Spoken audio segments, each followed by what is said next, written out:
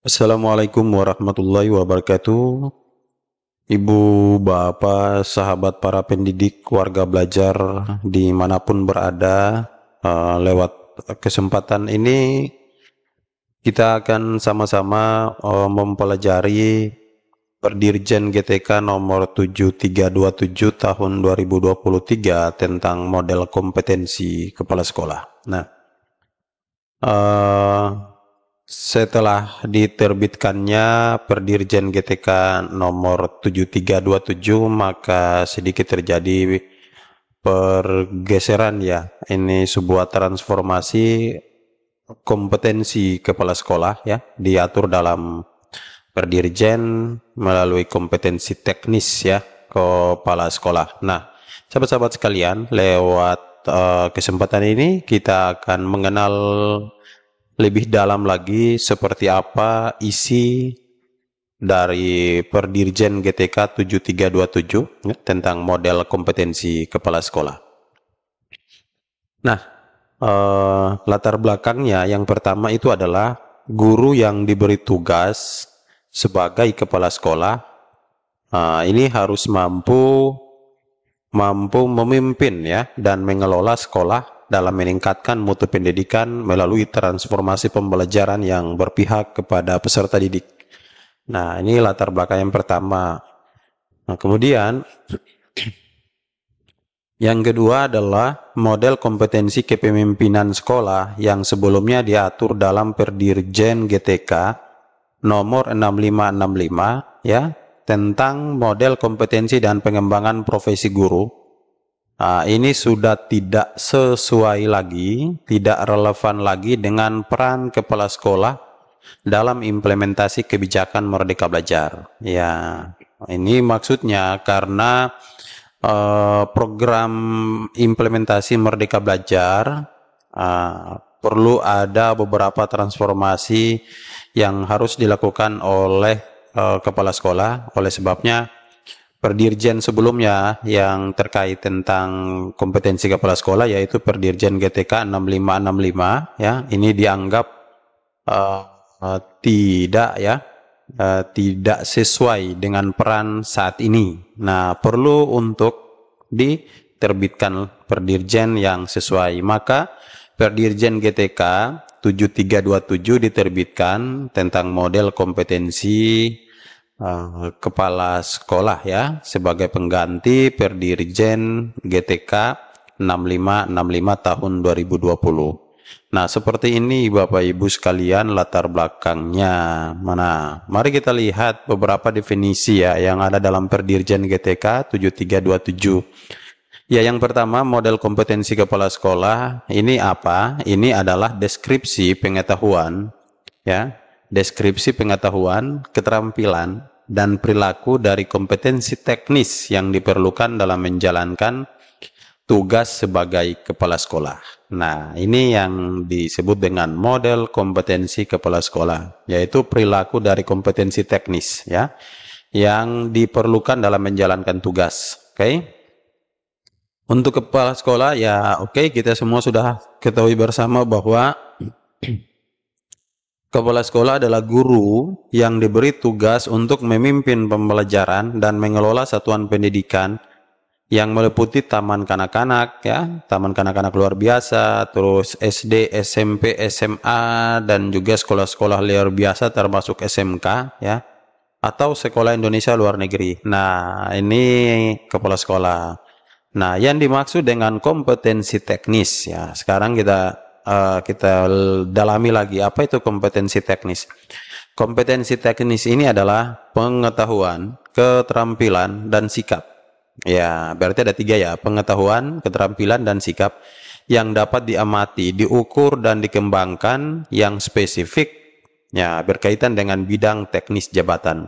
Nah, berarti kompetensi kepala sekolah yang dimaksudkan dalam Perdirjen ini adalah kompetensi teknis yang spesifik berkaitan dengan teknis jabatan kepala sekolah atau yang melekat pada kompetensi dirinya sebagai kepala sekolah. Terdiri dari apa? Pengetahuan, keterampilan, dan sikap. Ya, oke. Nah, model kompetensi kepala sekolah digunakan sebagai acuan untuk Satu, untuk pengembangan instrumen pemetaan kompetensi kepala sekolah. Ini biasanya dipakai oleh pemerintah, ya, oleh kementerian atau pemerintah pusat, untuk memetakan ya kompetensi kepala sekolah melalui pengembangan model ini.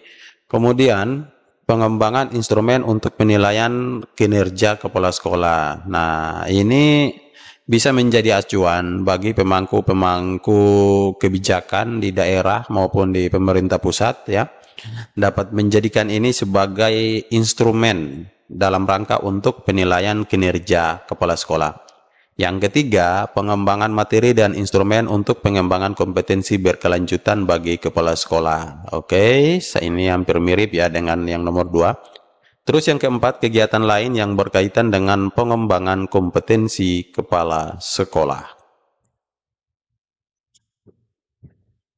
Nah, Ibu Bapak sekalian, di dalam Perdirjen 7327 itu secara garis besar ya terdiri dari nama kompetensi, ya, kemudian definisi kompetensi, deskripsi level, indikator kompetensi, dan level kompetensi. Ya, kelima ini ya, ini juga di Perdirjen sudah terdapat di lampirannya dan secara detail bisa kita lihat di sana. Oke. Nah, kita lihat lagi lebih dalam bagaimana peran kepala sekolah dalam transformasi satuan pendidikan. Ya, visi transformasi satuan pendidikan yang pertama secara filosofi yaitu berpusat kepada peserta didik. Nah, ini pemaknaan kembali dari filosofi pemikiran Ki Hajar Dewantara yang menyatakan bahwa pendidikan itu menuntun segala kekuatan kodrat ya yang ada pada diri anak ya untuk mereka bisa berkembang menjadi selamat, menjadi bahagia, baik untuk dirinya sebagai manusia ataupun untuk dirinya dan masyarakatnya. Nah, ini filosofi diangkat dari pemikiran Ki Hajar Dewantara yaitu berpusat kepada peserta didik. Nah, tentunya transformasi berpusat kepada peserta didik akan dengan mudah diterapkan dan dilaksanakan ketika lingkungan belajar itu aman, lingkungan belajar itu nyaman, terus lingkungan belajar itu juga menyenangkan dan inklusif.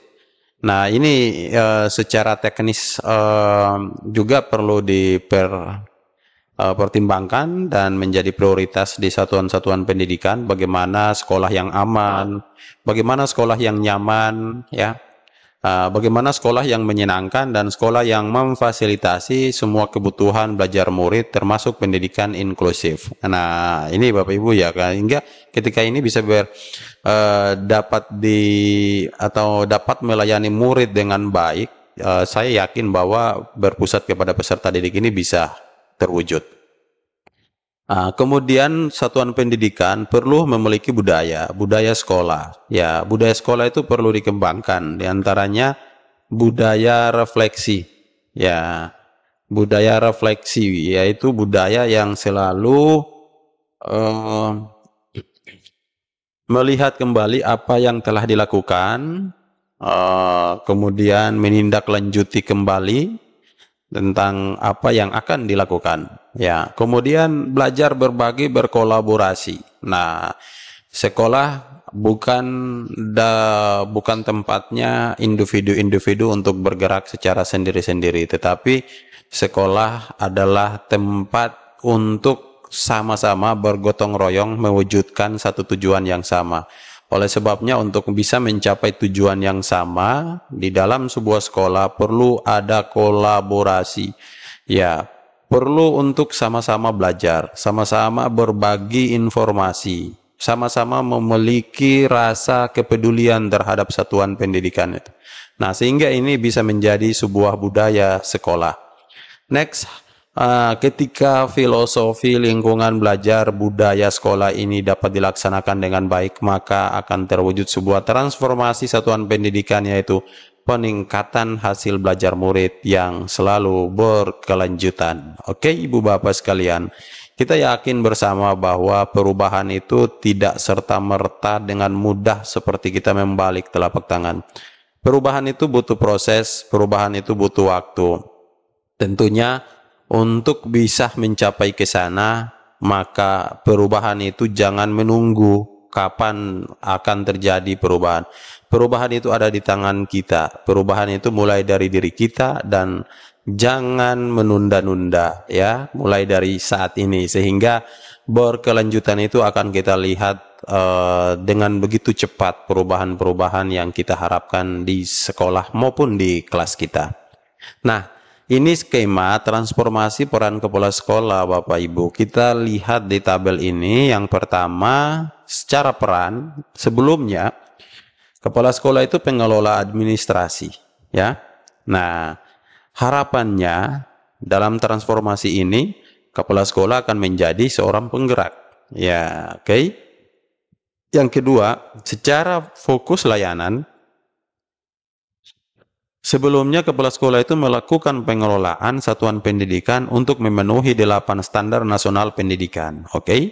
Sehingga kepala sekolah itu biasanya membentuk tim 8 ya, tim 8 standar. Nah, harapannya dengan transformasi ini Bapak Ibu sekalian, kepala sekolah menggerakkan warga dan masyarakat bersama meningkatkan kualitas pembelajaran melalui peningkatan capaian standar pendidikan yang relevan yang terdiri dari input, proses, dan output. Jadi secara relevan sesuai dengan kebutuhan yang ada di sekolah itu.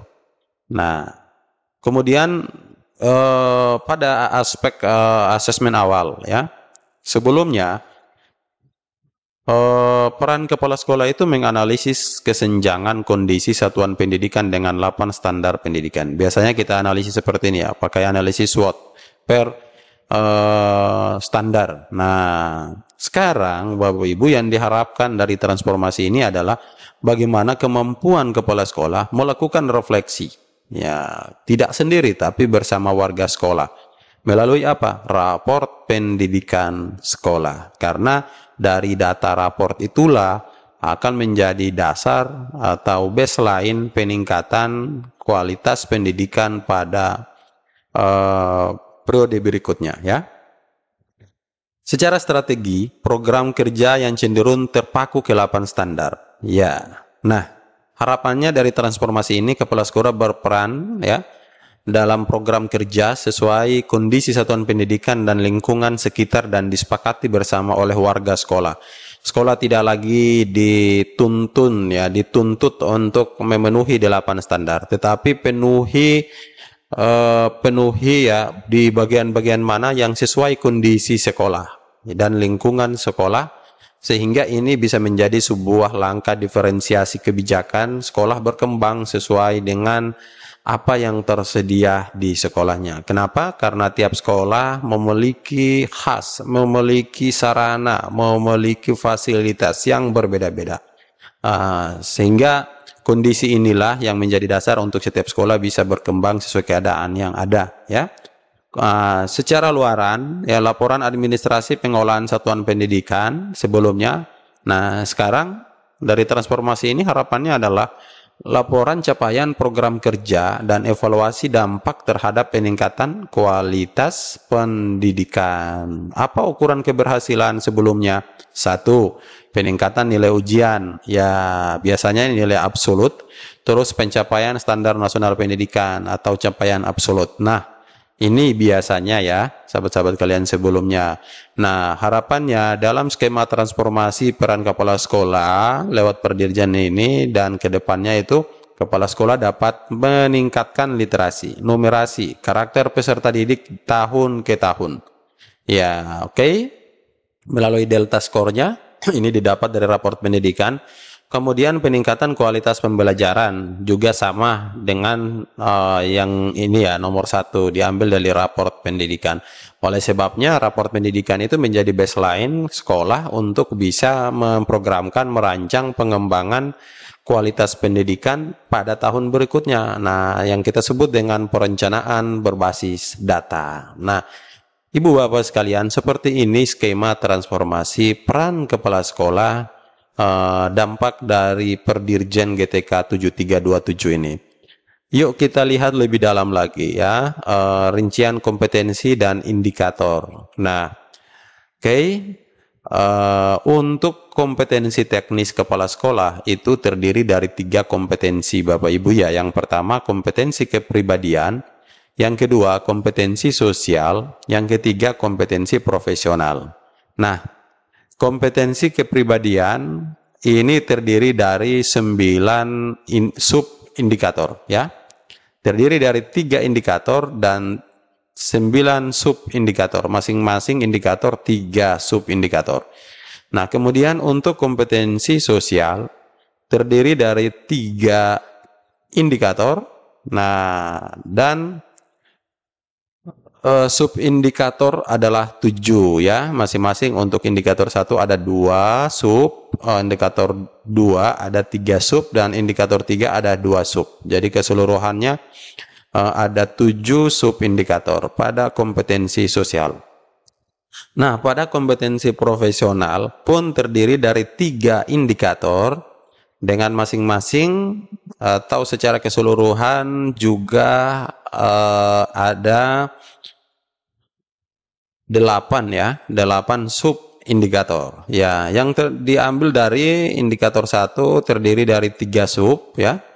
Nah, kemudian indikator 2 terdiri dari 2 sub indikator, dan indikator 3 terdiri dari 3 sub indikator. Seorang kepala sekolah harus mampu memahami 3 kompetensi teknis ini Bapak Ibu sekalian ya, untuk memahami isi dari Perdirjen GTK 7327 ini. Mari kita lihat ke dalam satu persatu. Yang pertama adalah kompetensi kepribadian. Ya, kompetensi kepribadian ini secara umum adalah menjadi pembelajar sepanjang hayat. Nah, yaitu kematangan moral ya, kematangan moral, emosi, dan spiritual untuk berperilaku sesuai dengan kode etik. Ini indikator kepribadian. Nah, Bapak Ibu sekalian, makna dan tujuan pandangan hidup berdasarkan prinsip moral dan keyakinan terhadap Tuhan Yang Maha Esa, bagaimana pengolahan emosi dalam menjalankan peran sebagai kepala sekolah, bagaimana kepala sekolah dapat menerapkan kode etik dalam menjalankan tugas dan peran sebagai kepala sekolah. Nah, secara umum ya, secara umum seperti ini ya untuk kompetensi kepribadian. Nah, seperti ini Bapak Ibu ya, mari kita lihat lebih detail lagi tentang kompetensi kepribadian ya. Nah, untuk kompetensi kepribadian Bapak Ibu sekalian ya, terdiri dari 3 ya, 3 indikator kompetensi, dan masing-masing terdiri dari 3 subindikator sebagaimana yang telah saya tampilkan tadi. Mari kita lihat pada indikator kompetensi pertama, yaitu kematangan moral, emosi, dan spiritual dalam berperilaku sesuai dengan kode etik ya. Nah, subindikatornya apa? Ya, ini ya untuk 1.1.1 tentang makna, tujuan, dan pandangan hidup kepemimpinan satuan pendidikan berdasarkan prinsip moral dan keyakinan terhadap Tuhan Yang Maha Esa dalam memimpin satuan pendidikan. Nah, kemudian pada subindikator 2 yaitu pengelolaan emosi dalam menjalankan peran sebagai kepala sekolah. Ini fokus ke emosinya ya. Ini fokus ke kematangan moral seorang pemimpin. Nah, yang 1.1.3 ini fokus pada bagaimana kepala sekolah menerapkan kode etik dalam menjalankan tugas dan perannya sebagai kepala sekolah. Nah, ini untuk indikator kompetensi pertama Bapak Ibu sekalian ya. Nah, untuk indikator kompetensi yang kedua dari kepribadian yaitu pengembangan diri melalui kebiasaan refleksi. Ya, kepala sekolah perlu merefleksikan dirinya Bapak Ibu sekalian dengan subindikator yang pertama yaitu refleksi dan perencanaan kebutuhan pengembangan diri untuk peningkatan kepemimpinan satuan pendidikan yang berpusat pada peserta didik. Ya, refleksi dan perencanaan kebutuhan ya. Kemudian yang kedua, bagaimana cara adaptif melakukan pengembangan diri untuk peningkatan kepemimpinan satuan pendidikan yang berpusat pada peserta didik. Ya, oke. Yang ketiga, penerapan hasil pengembangan diri yang berkelanjutan untuk perbaikan kualitas kepemimpinan satuan pendidikan. Ya, kemudian kita lihat di indikator ketiga, yaitu orientasi berpusat pada peserta didik. Kepala sekolah perlu memiliki rasa empati terhadap peserta didik dalam pengambilan keputusan. Kepala sekolah perlu respect, ya, memiliki kemampuan untuk respect terhadap hak peserta didik dalam menjalankan peran sebagai kepala sekolah. Nah, yang ketiga, kepala sekolah memiliki kemampuan atau kompetensi kepribadian dalam hal kepedulian terhadap keselamatan dan keamanan peserta didik sebagai individu dan kelompok dalam menjalankan peran sebagai kepala sekolah. Nah, Ibu Bapak sekalian, sekilas ini adalah kompetensi kepribadian, ya. Nah, setelah itu mari kita lihat kompetensi sosial, yaitu membangun ekosistem yang kolaboratif. Nah, Ibu Bapak sekalian, dalam kompetensi sosial sebagaimana yang telah saya sampaikan di depan tadi, ya, bahwa terdiri dari 7 subindikator dari masing-masing 3 indikator, ya. Nah, mari kita lihat per indikator apa saja kompetensi yang perlu dimiliki oleh kepala sekolah dalam indikator pertama, ya, di kompetensi sosial. Oke. 2.1. 2 ini adalah kompetensi kedua, kode untuk kompetensi kedua. 1 ini indikator 1, ya. Nah, apa isi kompetensinya? Yaitu pemberdayaan warga satuan pendidikan untuk meningkatkan kualitas pembelajaran. Ya, oke Bapak Ibu sekalian. Untuk indikator 2.1 terdiri dari 2 sub-indikator. Ya, masing-masing pertama yaitu pemberdayaan guru dan tenaga kependidikan untuk peningkatan kualitas pembelajaran di satuan pendidikan. Nah, bagaimana kepala sekolah memberdayakan guru, ya, dan tenaga kependidikan dalam rangka untuk meningkatkan kualitas pembelajaran. Yang kedua, pemberdayaan orang tua wali, peningkatan kualitas pembelajaran. Nah, kalau yang satu ini fokus kepada guru, yang dua ini adalah orang tua, ya. Itu adalah indikator 2.1 dari kompetensi sosial. Kita lihat di indikator kedua, ya, yaitu terkait tentang kolaborasi dan peningkatan kualitas satuan pendidikan. Dalam indikator kedua, kepala sekolah ini memiliki 3 subindikator. Ya, yang satu yaitu kemampuan kepala sekolah untuk membangun komunikasi yang efektif dengan warga satuan pendidikan yang mengarah pada peningkatan kualitas satuan pendidikan. Nah, fokusnya di sini adalah bagaimana kepala sekolah membangun komunikasi yang baik, ya, antara warga satuan pendidikan. Yang kedua, kemampuan kepala sekolah bagaimana pengorganisasian tugas-tugas bersama warga satuan pendidikan untuk peningkatan kualitas satuan pendidikan. Nah, ini bagaimana kemampuan kepala sekolah memetakan tugas-tugas yang diberikan kepada seluruh warga sekolah, ya. Nah, kemudian untuk subindikator ketiga, bagaimana kepala sekolah mampu mengambil inisiatif kontribusi untuk mencapai tujuan bersama dalam peningkatan kualitas satuan pendidikan. Nah, sederhananya dapat kita rincikan seperti ini, bahwa subindikator 1 ini tentang bagaimana kemampuan komunikasi efektif kepala sekolah. Yang kedua, bagaimana kepala sekolah memetakan dan mengorganisasikan tugas-tugas kepada guru, kepada tenaga kependidikan, kepada murid, dan juga berkolaborasi dengan orang tua dan pihak lainnya. Yang ketiga ini bagaimana kepala sekolah mengambil inisiatif yang kontribusi atau kontributif, ya, untuk mencapai tujuan bersama. Ini secara singkat yang ada di indikator 2 di kompetensi sosial seperti ini. Sekarang Bapak Ibu kita lihat di indikator 3, ya. Ya, indikator 3 terdiri dari 2 subindikator. Yang mana indikator 3 ini tentang keterlibatan dalam organisasi profesi dan jejaring yang lebih luas untuk peningkatan kualitas satuan pendidikan. Nah, kata kuncinya bagaimana kepala sekolah terlibat dalam organisasi profesi. Ya, oke. Subindikator 1 berperan aktif dalam organisasi profesi, ya, dan jejaring lain yang lebih luas untuk peningkatan kualitas kepemimpinan satuan pendidikan. Yang kedua, berbagi praktik baik dan karya tentang kepemimpinan satuan pendidikan untuk peningkatan kualitas pendidikan yang berpusat pada peserta didik. Maka kata kunci yang bisa kita ambil pada indikator ketiga dari kompetensi sosial ini adalah yang pertama, yaitu bagaimana kepala sekolah terlibat dalam organisasi profesi, ya, atau jejaring yang lebih luas. Yang kedua, bagaimana kepala sekolah bisa membuat praktik-praktik terbaiknya dan kemudian berbagi juga kepada orang lain yang dapat menginspirasi karya kepala sekolah itu sendiri. Nah, Bapak Ibu sekalian, mari kita lihat seperti apa kompetensi profesional, yaitu pengetahuan yang berpusat pada peserta didik.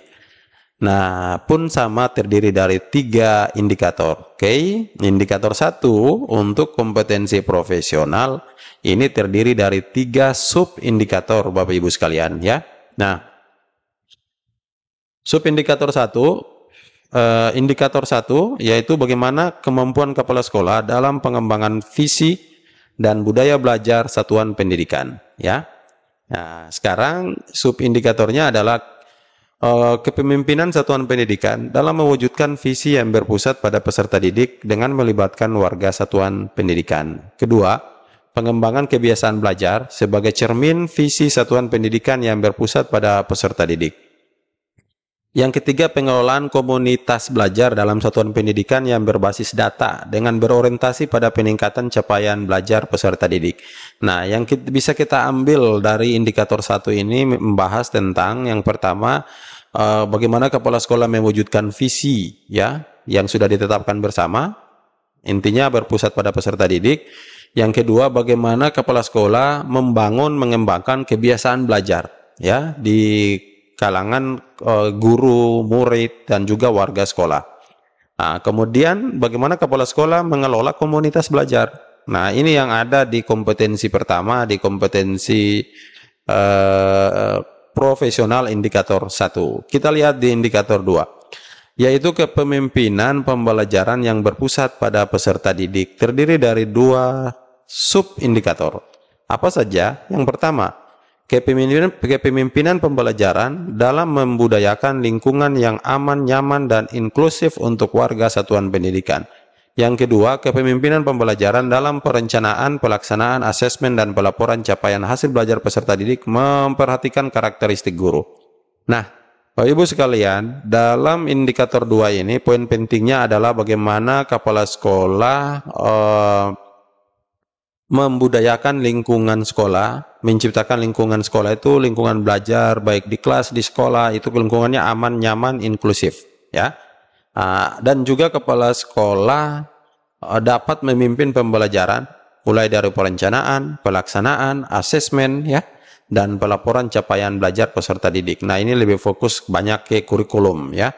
Nah, seperti ini pada kompetensi profesional 2. Oke, kita lihat kompetensi profesional 3, ya, untuk seorang kepala sekolah, yaitu pengolahan sumber daya satuan pendidikan yang efektif, transparan, dan akuntabel. Nah, ini tentang pertanggungjawaban keuangan atau anggaran sekolah. Yang pertama, ya, yang pertama adalah penelusuran sumber daya satuan pendidikan yang berasal dari berbagai sumber perencanaan dan pelaksanaan program. Yang kedua, pengolahan sumber daya pendidikan. Kemudian yang ketiga, pengolahan sumber daya satuan pendidikan secara transparan dan akuntabel. Secara rinci dapat kita jelaskan bahwa pada indikator 3 ini harapannya adalah kepala sekolah bisa melihat kekuatan-kekuatan sumber daya yang ada di lingkungan sekolah yang dapat mendukung, ya, perencanaan pelaksanaan program, ya. Yang kedua, bagaimana kepala sekolah dapat mengelola sumber daya tersebut secara efektif. Yang ketiga, bagaimana kepala sekolah menunjukkan bahwa pengelolaan sumber daya di satuan pendidikan itu secara transparan dan akuntabel. Ini kompetensi profesional, Bapak Ibu sekalian. Nah, sekarang Bapak Ibu, kita akan mengenal level penguasaan kompetensi. Dari 3 kompetensi tadi, dalam Perdirjen juga ditetapkan level-level pada bagian mana selama ini. Silakan Bapak Ibu Kepala Sekolah bisa merefleksikan Bapak Ibu adanya di level mana dari tiap-tiap kompetensi tersebut. Nah, untuk level ini tidak berbeda jauh dengan Perdirjen GTK ya. Nomor 2626 tentang model kompetensi guru. Jadi level terdiri dari 5 level. Level 1 itu level paham, level 2 dasar ya. Level 3 menengah, level 4 mumpuni, level 5 ahli. Nah, di level 1 ini Ibu Bapak sekalian adalah bagaimana kemampuan kepala sekolah untuk memahami pengetahuan tentang prinsip-prinsip, konsep, teori, dan praktik. Jadi ini disebut dengan level pemahaman ya. Jadi kepala sekolahnya masih dalam taraf paham ya. Nah, kalau misalnya kepala sekolahnya sudah paham lalu sudah mampu menerapkan. Jadi biasanya orang yang menerapkan itu adalah orang yang telah memahami. Nah, kalau misalnya orang sudah menerapkan, otomatis dia sudah paham ya.